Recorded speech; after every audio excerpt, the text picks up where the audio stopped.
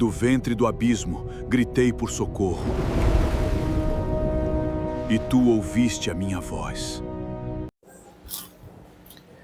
Jonas, capítulo 1, verso 4 a seguir. Diz assim a palavra do Senhor: Mas o Senhor mandou ao mar um grande vento, e fez-se no mar uma forte tempestade, e o navio estava a ponto de quebrar-se. Então temeram os marinheiros, e clamavam cada um ao seu Deus, e lançaram ao mar as cargas que estavam no navio, para o aliviarem do seu peso. Jonas, porém, desceu ao porão do navio, e tendo-se deitado, dormia um profundo sono. E o mestre do navio chegou-se a ele e disse-lhe: Que tens, dorminhoco? Levanta-te, clama ao teu Deus, talvez assim esse Deus se lembre de nós, para que não pereçamos. E diziam cada um ao seu companheiro: Vinde, lancemos sortes, para que saibamos por que causa nos sobreveio este mal. E lançaram sortes, e a sorte caiu sobre Jonas. Então lhe disseram: Declara-nos tu agora, por que causa nos sobreveio este mal? Que ocupação é a tua? De onde vens? Qual é a tua terra? E de que povo és tu? E ele lhes disse: Eu sou hebreu, e temo ao Senhor, o Deus do céu, que fez o mar e a terra seca. Então estes homens se encheram de grande temor, e disseram-lhe: Por que fizeste tu isto? Pois sabiam os homens que fugia da presença do Senhor, porque ele lhe tinha declarado. E disseram-lhe: Que te faremos nós, para que o mar nos acalme? Porque o mar se ia tornando-se cada vez mais tempestuoso. E ele lhes disse: Levantai-me e lançai-me ao mar, e o mar se vos aquietará, porque eu sei que por minha causa vos sobreveio esta grande tempestade. Entretanto, os homens remavam para fazer voltar o navio à terra, mas não podiam, porquanto o mar se ia embravecendo cada vez mais contra eles. Então clamaram ao Senhor e disseram: Ah, Senhor, nós te rogamos que não pereçamos por causa da alma deste homem, e que não ponhas sobre nós o sangue inocente, porque tu, Senhor, fizeste como te aprouve. E levantaram a Jonas e o lançaram no mar, e cessou o mar a sua fúria. Temeram, pois, estes homens ao Senhor com grande temor, e ofereceram sacrifício ao Senhor e fizeram votos. Preparou, pois, o Senhor um grande peixe, para que tragasse a Jonas. E esteve Jonas 3 dias e 3 noites nas entranhas do peixe. Senhor, nosso Deus e Pai, nós te louvamos, ó Pai, porque o Senhor é glorioso, gracioso, e agora, Deus, diante da tua poderosa palavra e da tua poderosa presença, nós estamos aqui, ó Pai, com muito temor e tremor, com muita reverência e na dependência do Senhor, para sermos tão somente um instrumento para transmitir a tua poderosa, inerrante, ó Pai, palavra à tua igreja, ao teu povo, que o teu Espírito Santo nos assista neste momento, e que o Senhor seja exaltado e louvado através da exposição e proclamação da tua palavra. É desta maneira que nós oramos, gratos em nome de Jesus. Amém. A igreja pode estar se assentando. Nós sabemos que o ser humano frequentemente vive debaixo da ilusão que de alguma forma pode controlar a sua própria vida, pode controlar o seu próprio destino. Aliás, é comum muitas vezes entre nós usarmos a expressão: eu já sou grande o suficiente, eu já sou maior da idade, eu respondo pelos meus atos, eu sou dono do meu nariz. Nesse aspecto, muitas vezes nós queremos dizer com essas expressões é que nós estamos no controle, nós estamos no comando. Mas esta é uma grande ilusão. Nós nunca estaremos no comando, nós nunca estivemos no controle. Quem sempre esteve e sempre estará no comando e no controle das nossas vidas é o Senhor, a quem nós servimos. Como afirma a Escritura, em seu coração o homem planeja o seu caminho, mas o Senhor é quem determina os seus passos. Provérbios 16, verso 9. E o livro de Jonas, além de nos clarear agora o entendimento com essa grande verdade que quem domina as nossas vidas é o Senhor e não nós, o livro de Jonas também nos apresenta o drama de um homem que tentou fugir da presença do Senhor, ignorando assim que o Senhor possui todo o domínio, todo o controle. E quando falamos em controle, estamos falando no controle absoluto sobre todas as coisas, inclusive sobre a criação.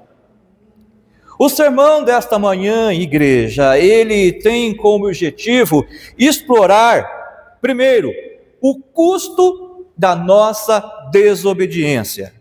Segundo, a impossibilidade de escapar da vontade divina. E por último, a disciplina como uma profunda expressão do amor de Deus. É o que nós vemos nesses versículos que nós acabamos de ler, que vocês acabaram de participar da leitura. Nós vemos que o custo da desobediência do profeta Jonas foi um custo altíssimo. Nós também observamos que por mais que ele tentou, foi totalmente impossível fugir da vontade divina. Mas também nesse texto nós somos capazes de ver que a disciplina, quando Deus trata com o seu povo, quando Deus disciplina o seu povo, é um ato de amor, de bondade e de misericórdia para que não sejamos condenados. Dito isto, igreja, hoje nós meditaremos no tema a fuga impossível e a graça inevitável.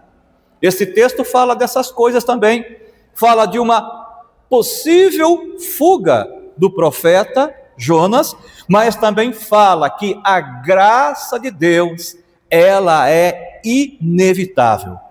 E nos versículos 4 e 5, nós encontramos aqui a indiferença de Jonas diante do problema, diante da dificuldade, diante da crise que ele passava, mas que também ele arrastou para outras pessoas.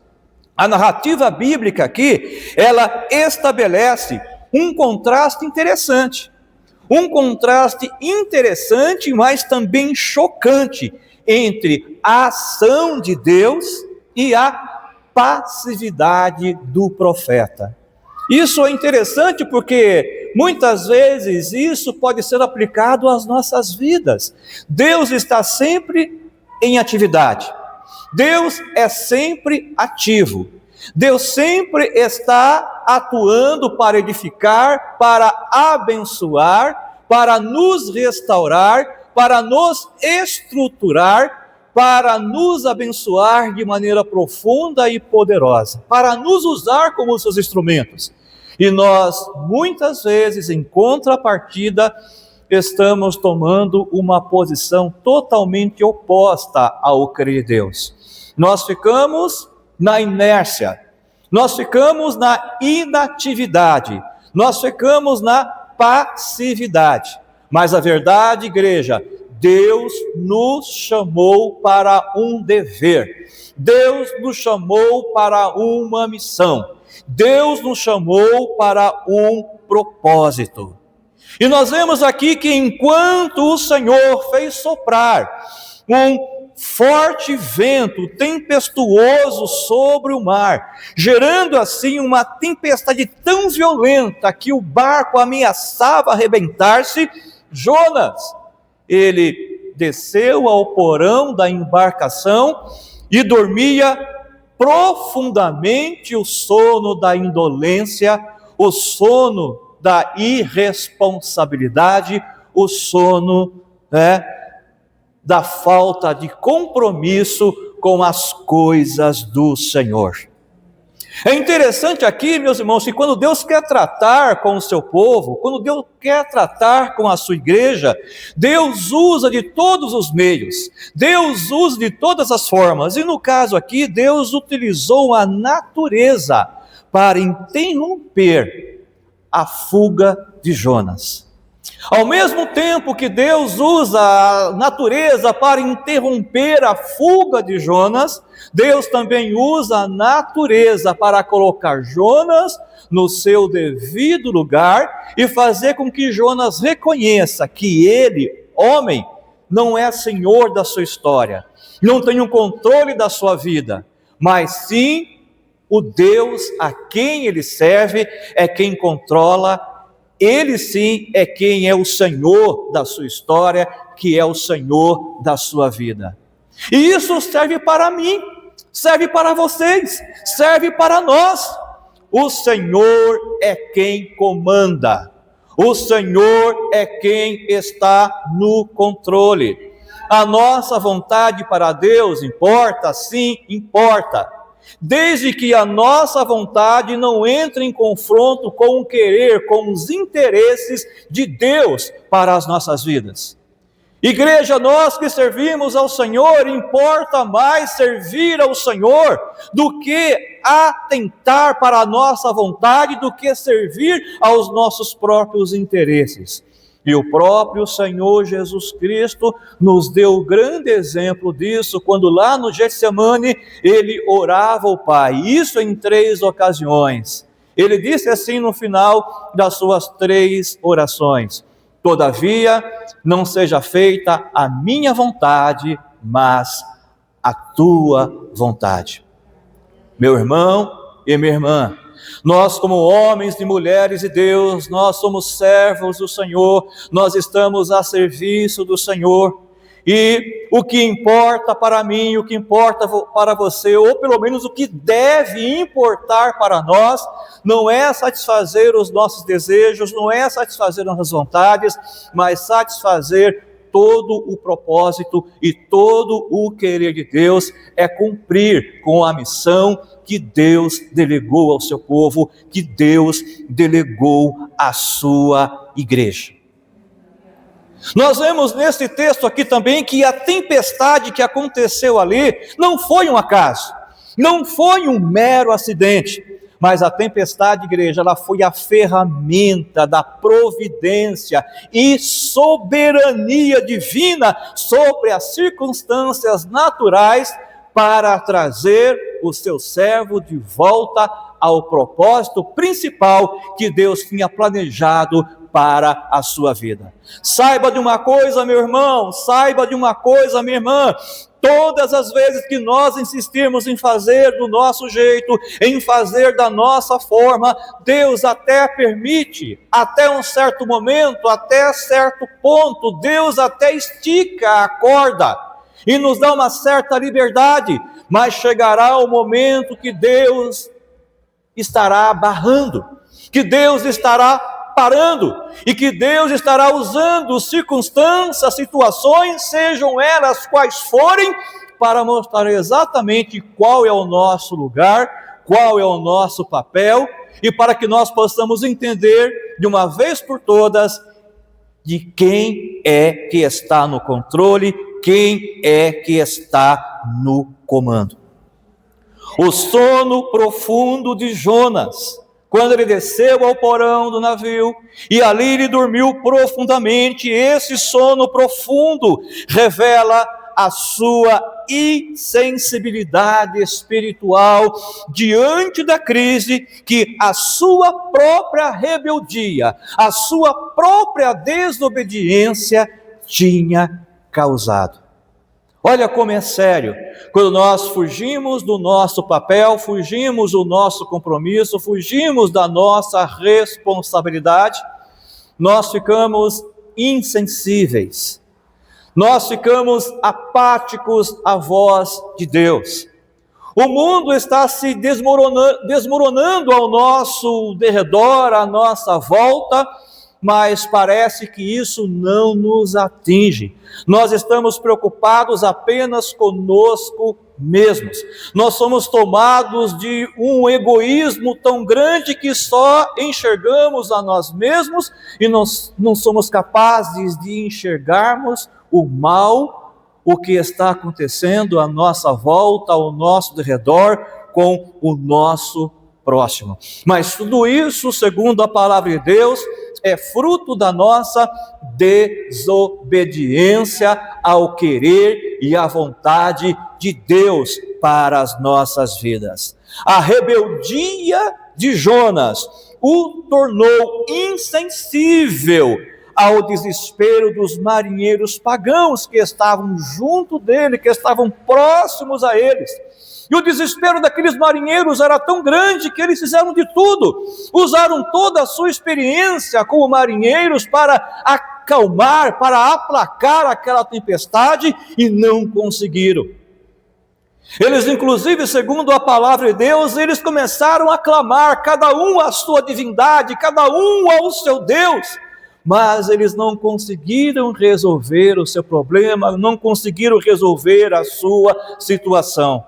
Mas tudo isso estava acontecendo com aqueles homens por uma causa: pela desobediência e pela rebeldia de alguém que deveria ser exemplo, de alguém que deveria estar sendo usado por Deus para abençoar. Olha que interessante. Uma pessoa que devia ser instrumento de bênção para as pessoas, naquele momento, envolto à sua rebeldia, envolto à sua desobediência, envolto por esse pecado, ele estava sendo motivo de prejuízo, de desespero para pessoas que precisavam de uma palavra de apoio e de ânimo. E é exatamente isso que o pecado traz à vida daquele que não vigia, daquele que não está atento. O pecado nos cega, o pecado nos entorpece, o pecado nos tira do centro da vontade do Senhor. O pecado nos tira da presença do Senhor. E muitas vezes, na grande maioria, enquanto o mundo ao nosso redor, enquanto as pessoas ao nosso redor estão em desespero, estão clamando por socorro, eu e você, como igreja do Senhor, estamos dormindo no porão da indiferença, assim como fez o profeta Jonas. Muitas vezes nós somos homens e mulheres fujões do querer de Deus, fujões da vontade de Deus, fujões do propósito de Deus para as nossas vidas. E quando assim nós o fazemos, pessoas ao nosso redor que já estão sofrendo, que já estão em desespero, sofrem ainda mais. Porque nós que somos instrumentos de Deus para trazermos esperança, para trazermos alento, nós estamos preocupados conosco mesmos, só com o nosso querer, só com a nossa vontade, estamos envoltos em nosso egoísmo. E por essa razão, igreja, eu e você, nós precisamos nos despertar e precisamos reconhecer que a nossa desobediência, sim, ela afeta de forma drástica aqueles que estão próximos a nós. Por essa razão, quando nos encontramos desse jeito, isso exige que nós abandonemos a nossa apatia espiritual e nos voltemos para o Senhor, o nosso Deus. Mas como fazer isso? se estamos cegos pelo pecado, se estamos entorpecidos pela nossa desobediência, se achamos que estamos certos, se achamos que temos o controle, como nós podemos fazer isso? Se depender de mim, se depender de você, se depender de nós estaremos indo de mal para pior. É por isso que nesses momentos Deus age com soberania, Deus age com amor, Deus age com poder, Deus age com misericórdia.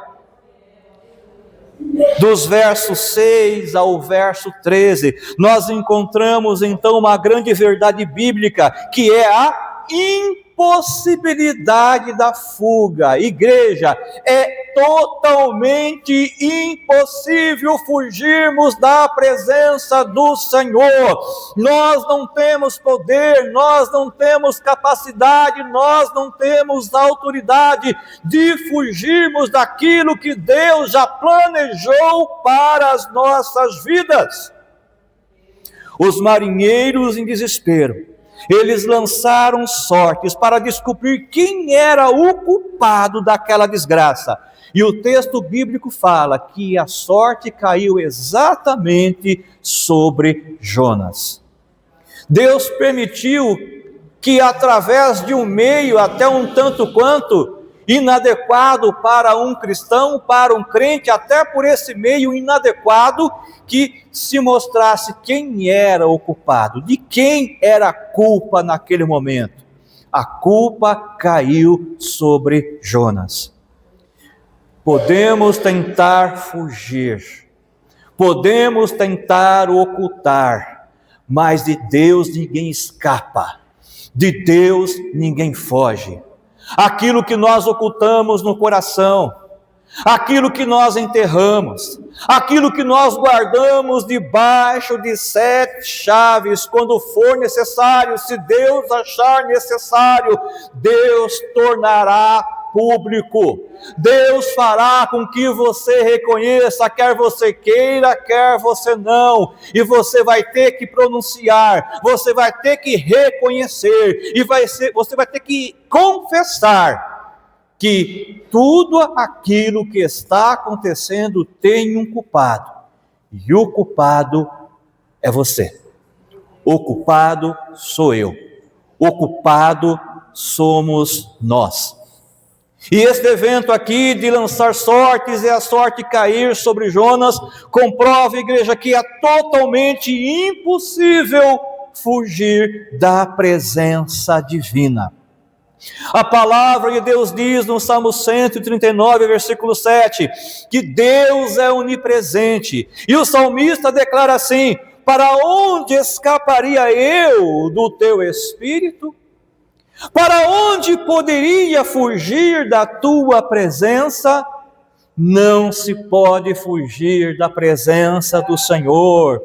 Isso nos ensina perfeitamente que ninguém pode fugir da sua presença e que a mão do Senhor nos alcança em qualquer circunstância e em qualquer lugar. Seja um lugar físico, seja um lugar emocional, seja esse lugar qualquer que seja, a presença do Senhor está ali e a mão do Senhor nos alcança onde quer que nós venhamos a estar. O fato de Deus perseguir Jonas com uma tempestade demonstra que o Senhor não desiste dos seus filhos. Igreja, muitas vezes tempestades sobre as nossas vidas são consequências da nossa desobediência, do nosso não ao Senhor, do nosso não ao propósito de Deus. E quando isso acontece, Deus permite calamidades, Deus permite situações difíceis em nossas vidas. Não estou dizendo que toda calamidade, que toda circunstância difícil é Deus agindo no sentido de nos corrigir, mas eu estou dizendo que para aquele que serve ao Senhor, quando se enquadra nessa questão de omissão, de falta de responsabilidade, nestes casos sim, Deus permite calamidades, situações difíceis para nos trazer de volta até a sua presença. Infelizmente o ser humano, na maioria das vezes, só entende Deus, só compreende Deus, só compreende a profundidade do amor de Deus quando Deus nos dá um chacoalhão, quando Deus tem um particular com as nossas vidas. Quando as coisas estão aparentemente bem em nossas vidas, nós achamos que não precisamos do Senhor, que não precisamos consultar ao Senhor. E quando consultamos ao Senhor e Deus não nos responde, muitas vezes nós achamos que é hora de nós tomarmos as nossas próprias decisões. É nessa hora que nós nos enroscamos, é nessa hora que nós ficamos embaraçados, é nessa hora que nós estamos tomando uma posição contrária ao querer e aos desígnios de Deus para as nossas vidas. Nós não compreendemos ainda que o nosso papel é orar, o nosso papel é falar, o nosso papel é pedir, o nosso papel é apresentar ao Senhor, mas também o nosso papel é esperar com paciência na resposta do Senhor. Enquanto o Senhor não der o sinal verde, enquanto o Senhor não der a resposta, continue esperando no Senhor, não haja por conta própria, não tome atitudes na precipitação, mas aprenda a esperar no Senhor. Deus sabe o que está fazendo, Deus sabe como está agindo. Louvado, exaltado seja o nome do Senhor. Em Hebreus 12, versos 5 a 11, nós aprendemos que a disciplina, ela é uma expressão do amor de Deus, e ela é aplicada em nossas vidas para o nosso bem, para que sejamos restaurados e para que participemos das bênçãos e da satisfação de estarmos na presença do Senhor, o nosso Deus. Para aquele que serve ao Senhor, não tem coisa melhor do que estarmos no centro da vontade de Deus, do que estarmos alinhados com os propósitos e com os quereres do Senhor. Não tem coisa maior para aquele que serve ao Senhor do que estar em sua presença, do que estar na presença do Senhor. Alegrei-me quando me disseram: vamos à casa do Senhor. Prefiro estar à porta da casa do meu Deus um dia que seja do que 1000 em qualquer outro lugar. Isso fala de satisfação, de prazer, de desejo, de envolvimento, de intimidade com as coisas do alto, com as coisas do Senhor e com o próprio Senhor, igreja. O crente precisa ter esse deleite, ter essa alegria, ter essa satisfação. E só podemos ter isso na presença do Senhor. Mas é o Senhor quem nos traz até a sua presença. É o Senhor que sempre está nos puxando de volta. É o Senhor que sempre está indo em nossa direção para nos trazer de volta até a sua presença. E em muitas circunstâncias, o Senhor usa de circunstâncias difíceis, o Senhor usa da sua disciplina amorosa, não para prejudicar, mas para edificar, para trabalhar em nossa vida, para que nós sejamos aptos a realizar o seu querer e a sua vontade. Portanto, meu irmão, minha irmã, se você está tentando fugir da vontade de Deus, saiba que Ele te ama demais para deixar você fugir, para deixar que você se perca. O Senhor não quer que você se perca. O Senhor não quer que você se distancie. O Senhor não permitirá que o teu pé vacile. Aquele que te guarda não cochila, aquele que te guarda está atento, ele vela pela sua vida, ele sabe o que é melhor para você. E quando você tentar fugir da sua presença, saiba que isso é uma ilusão, que você não vai conseguir. Mas você pode tentar, você pode usar os seus meios, mas saiba de uma coisa: Deus irá ao teu encontro, Deus vai trazer você de volta, Deus vai te resgatar, e você vai aprender que Ele é Deus, que Ele é o Senhor, e que o melhor lugar para você é estar em sua presença, em total e completa sintonia com a sua palavra. Por isso, muitas vezes, as provações que enfrentamos, como ensina Tiago, capítulo 1, versículos 2 e 4, e as tempestades corretivas de Deus, bem pode ser a pesada, mas amorosa mão de um Pai, nos chamando até a sua presença para nos ensinar e para nos corrigir. Por último, igreja, dos versículos 9 e versículo 12, nós encontramos aqui o custo da desobediência de Jonas. Confrontado agora aqui, Jonas, ele não tem outra alternativa senão revelar a sua identidade. Deus colocou Jonas ali na parede. Deus teve um particular com Jonas. E quando Deus teve um particular com Jonas, quando Deus espremeu um pouco Jonas, Jonas então precisou se declarar. Jonas precisou então confessar a sua falha, confessar o seu pecado e confessar os seus erros na presença do Senhor. A primeira coisa que acontece aqui quando Deus espremeu Jonas, quando Deus teve um particular com Jonas, é que ele então se identificou como adorador do Senhor, o Deus dos céus, que fez o mar e a terra. Ele reconhece agora então de forma clara o poder e a soberania divina. Jonas aqui finalmente confessa a teologia correta. Ele reconhece que o Deus de quem fugia é o Criador das próprias águas revoltas na qual ele estava envolvido. Ele compreende que aquela tempestade era Deus falando com ele, era Deus indo ao seu encontro, era Deus lapidando a sua vida, era Deus tendo um particular com ele, era Deus dando um chacoalhão na sua alma, era Deus dizendo: ei Jonas, este não é o lugar, esta não é a direção, este não é o propósito, volta para mim, olha para mim, e ser obediente, ser meu servo. Após este momento, arrependido, e agora então ele se oferece para ser lançado ao mar, reconhecendo então que a tempestade, toda a calamidade, eram consequências diretas da sua fuga e dada a sua desobediência ao Senhor.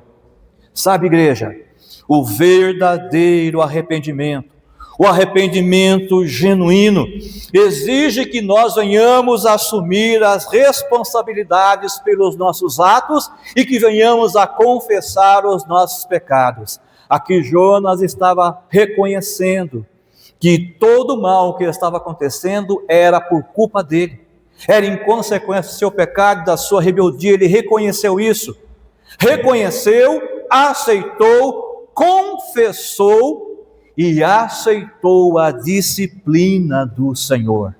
E ele então já começa um processo de retorno, de volta até a presença do Senhor. Mas note uma coisa: se Deus não tivesse feito nada, Jonas prosseguiria em seu intento, em seu plano de fugir da presença do Senhor. As pessoas ao seu lado estariam sendo cada vez mais prejudicadas, mas Deus sempre prevalece. O querer de Deus sempre prevalece nas nossas vidas. E nós aprendemos aqui também, igreja, que o custo da desobediência é muito alto, é caro demais. Mas nós também aprendemos aqui que a graça de Deus na correção, ela se manifesta quando nós paramos de pedir desculpas, quando nós paramos de achar um culpado, mas quando nós confessamos o nosso pecado, quando nós confessamos a nossa rebelião e quando nós aceitamos de vez a soberana vontade de Deus para as nossas vidas. Para concluir, igreja, esse texto bíblico nos ensina que A história de Jonas, ela também nos aponta diretamente para o Senhor Jesus Cristo. Lá em Mateus capítulo 12, versos 38 a 41, o próprio Jesus afirma que ele é o sinal, e é o sinal maior ainda do que o profeta Jonas. Olha aqui alguns contrastes. Enquanto Jonas ele foi lançado ao mar em decorrência da sua própria rebeldia, da sua própria desobediência, Cristo, ele desceu ao coração da terra pelos pecados de uma humanidade perversa, sendo ele inocente. O profeta Jonas fugiu da vontade do Senhor em direção para Tarsis. Jesus Cristo submeteu-se perfeitamente e voluntariamente à vontade do Pai. O profeta Jonas dormiu profundamente no porão do navio por causa da sua insensibilidade espiritual. Jesus Cristo trouxe paz à humanidade, não por sua insensibilidade, não por sua indiferença, mas pelo seu poder redentor. O profeta Jonas reconheceu que a grande tempestade sobreveio por sua causa e por sua culpa. Jesus Cristo, ele ficou 3 dias e 3 noites no coração da terra para pagar não a culpa dele, não os erros dele, não as falhas dele, mas as nossas falhas, as nossas culpas, os nossos pecados. Portanto, igreja, diante de Deus que soberanamente governa os mares e que em sua misericórdia nos disciplina para a vida, o único caminho, a única coisa a fazer, a única direção é estarmos nos rendendo aos pés do Senhor, nos rendendo à sua vontade. Como nos ensina o apóstolo Pedro pelo Espírito Santo, lá em 1 Pedro capítulo 5, versos 6 e 7. Humilhem-se debaixo da poderosa mão de Deus, para que Ele os exalte no tempo devido. E lancem sobre Ele toda a vossa ansiedade, porque Ele tem cuidado de vocês. Sendo assim, meu irmão, sendo assim, minha irmã, pare de fugir da presença de Deus. Pare de fugir do Criador dos céus e da terra. Pare de negligenciar o seu dever, o seu compromisso e a sua responsabilidade. Pare de brincar de cristão. Pare de viver uma vida de encenações. Não encene mais, mas seja autêntico, seja verídico, seja real, seja servo, seja crente, e crente obediente ao Senhor Deus Todo-Poderoso. Descanse na graça daquele que persegue com amor disciplinador, mas que também oferece perdão completo aos corações arrependidos. Que Deus nos abençoe rica e poderosamente em nome do Senhor Jesus.